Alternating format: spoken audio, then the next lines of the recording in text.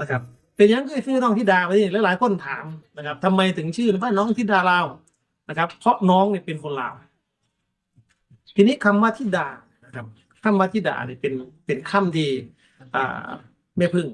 เพิ่นเป็นคนตั้งให้เพราะว่าที่มาของคำว่าธิดาลาวว่าที่ราชินีหมอลำแห่งสองฝากฝั่งแม่น้ำโขงสวัสดี FC แฟนคลับ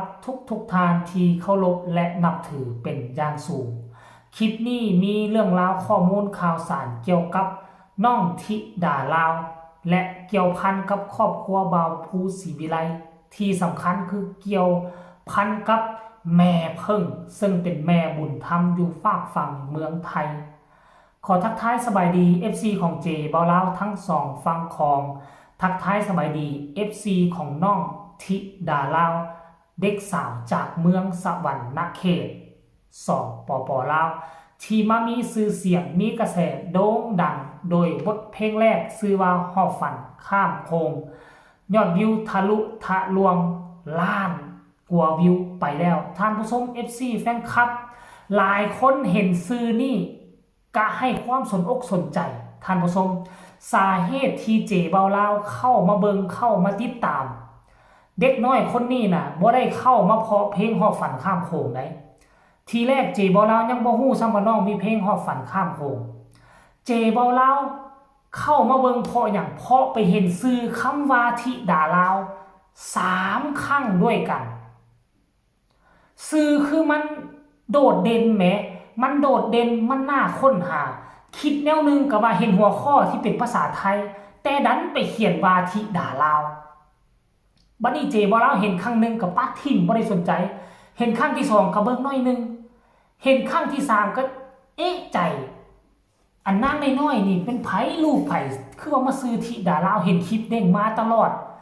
ก็เลยกดไปเบิ่งตอนครั้งที่3สรุปแล้วสื่อมีความโดดเด่นเฮ็ดให้ดึงดูดจิตใจของผู้ที่เห็นอยากจะเข้าไปค้นหาสรุปแล้วบุคคลนี่เป็นคนไทยหรือว่าคนลาวกันแท้อันนี้คือเป้าหมายแรกที่เจบอลาวครั้งแรกที่เจบอลาวเห็นก็เลยมันน่าค้นหาแล้วพวกเจ้าฮู้บอซื้อตัวนี้ได้มาได้จังใดไผเป็นผู้ตั้งให้อันนี้นี่คือสำคัญเลยคนที่ตั้งซื้อนี่ให้นี่สมองนี่บ่ธรรมดาสมองเป็นเลิศมองการไกลคิดได้ดีถ้าพวกเจ้าได้ฟังคลิปนี้จากปากเบาภูศรีวิไลแล้วพวกเจ้าจะฮู้ว่า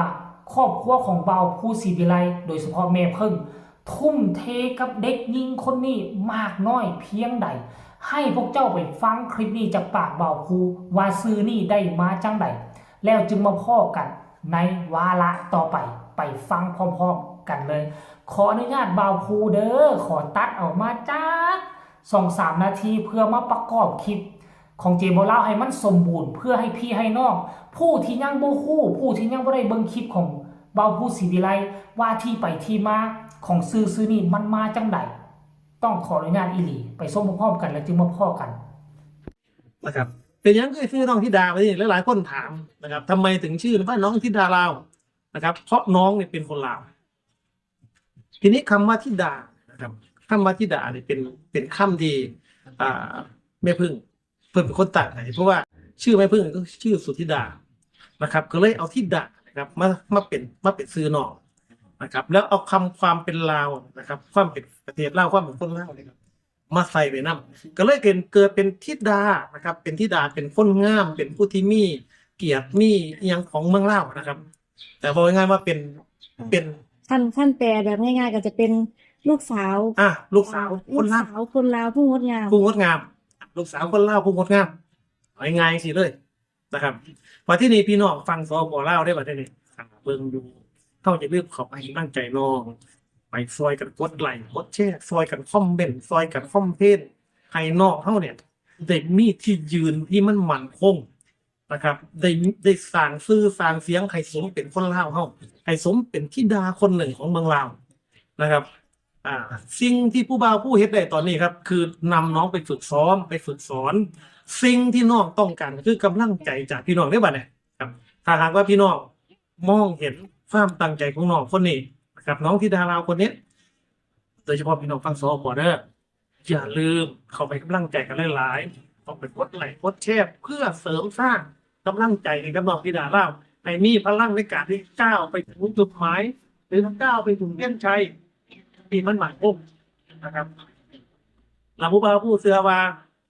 นะครับพี่น้องก็ปอดทุกคนที่มองที่ตอนที่เห็นที่ตอนนี้นะครับคงจะมีความ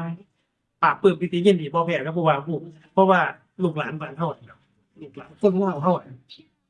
จึงได้มีโอกาสได้ไปยืนอยู่จุดที่ใครหลายๆคนทั่วโลกมองเห็นมิฉะนั้นพี่น้องฟังสปกับซอยกันโมเมนต์ถ้าสปได้พี่น้องฟังไทยนำเด้ พี่น้องฝากฟังไทยเขานำด้วยกันกับเบิ่งแง่งกัน แต่ว่าผู้บ่าวผู้เสือมันอยู่แล้วนะว่าคนบ้านฮักเข้าเนี่ยนะครับบ้านฮักศรีวิไลเข้าเนี่ยบ่ถิ่มบ่พากันนะครับว่าสิเฮ็ดหยังออกมาว่าสิเฮ็ดอันใดออกมานี่พี่น้องซอยกันอุ้มสู้อยู่ทรงกัน เอาละครับเรื่องเล่าที่เป็นจังไดมื้อนี้เอาไว้ซ้ำนี้ก่อนนะครับเดี๋ยวเรื่องเล่าข้างหน้าผู้บ่าวพูดสิลงให้พี่น้องเขาได้เห็นเรื่อยๆพี่น้องอย่าลืมติดตามเอาไว้กดติดตามเอาไว้นะครับเพื่อสิบ่พลาดในการที่ได้ชมคลิปของน้องธิดาลาวต่อไปครับ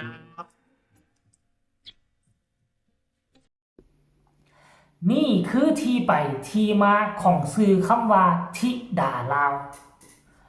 ครึ่งหนึ่งนั่นก็คือชื่อของแม่เพิ่งซึ่งเป็นแม่บุญธรรมจะเฮ็ดถูกต้องตามกฎหมายในวัยนี้สรุปแล้วธิดาลาวนี่บ่มีชื่อแท้บ่มีชื่อจริงของน้องธิดาลาวอยู่ทางเมืองลาวเลยแต่ว่าเก็บรักษาเอาไว้คำว่าเป็นลาวนั่นบ่งบอกว่าเสื้อชาติตระกูลก็คือคนลาวเกิดอยู่เมืองลาวเมืองดินแดนล้านสร้างอยู่ทางอุทุมพรแขวงสวรรณเขตขั้นกรณีบ่ใส่คำว่าเป็นลาวมีแต่ว่านางธิดามันก็บ่โดดเด่น คนอื่นก็บ่สนใจอันคนซื้อธิดานี่มีหลายแต่พวกเจ้าฮู้บ่ธิดานี่แหละแม่นเป็นชื่อของแม่เพิ่งชื่อทั้งท้ายของแม่เพิ่งเอาชื่อของแม่เพิ่งเป็นแม่ผู้ให้กำเนิดทั้งด้านแวดวงการบันเทิงก็ว่าได้แล้วเอาคำว่าลาวมาบวกใส่มันจึงก่อเกิดคลื่นลูกใหม่คลื่นใต้น้ำลูกใหม่แห่งวงการหมอลำไทยเป็นเพราะซื่อนี่แหละมันโดดเด่นจึงเห็นให้คนเข้าไปเบิ่งคนเข้าไปเบิ่งแล้วก็ไปกดไลค์กดแชร์กดไลค์กดแชร์แหละยิ่งเข้าเบิ่งยิ่งค้นหายิ่งฮู้ภูมิหลังพื้นฐานของเด็กยิ่งคนนี้แม้แต่ซื่อก็ยังมีความสนใจแล้วเข้าไปเบิ่งนั่งเสียงการห้องอันไพเราะยิ่งบวกกันเข้าไปตื่มมันก็เลยเฮ็ดให้น้องมีชื่อเสียงโด่งดังข้ามวันข้ามคืนนั่นเองท่านผู้ชม FC แฟนคลับเจบ่าวก็นำเสนอได้แค่ซ้ำนี้รายละเอียดพวกเจ้าก็น่าจะได้ฟังจากปากเบาภูศรีวิไลแล้วท่านผู้ชม FC แฟนคลับหลังจากฮู้แนวนี้แล้วพวกเจ้าก็จงพากันกดไลค์กดแชร์ไปหลายๆเพื่อสนับสนุนซัพพอร์ตเด็กหญิงคนนี้เพราะมันเกิดขึ้นจากความฮักของสองฝั่งโขงพอภูแม่เพิ่งที่มีต่อเด็กหญิงบ้านนอกคอกนาคนหนึ่งเอามาบวกกันปั้นขึ้นมาซุบขึ้นมาจึงเป็นคำว่าธิดาลาวท่านผู้ชม FC แฟนคลับดำเนินรายการมฮอดซัมนี่กับฝากทุกคนกดไลค์กดแชร์กดติดตามให้แน่เพื่อจะบ่พลาดในคลิปต่อไปที่สำคัญอย่ากดข้ามโฆษณาผู้ใดมีคำตำหนิติชมคำคิดคำเห็นส่งข่าวมาหาเจบ่าวลาวทั้งใต้คอมเมนต์สำหรับคลิปนี้สบายดี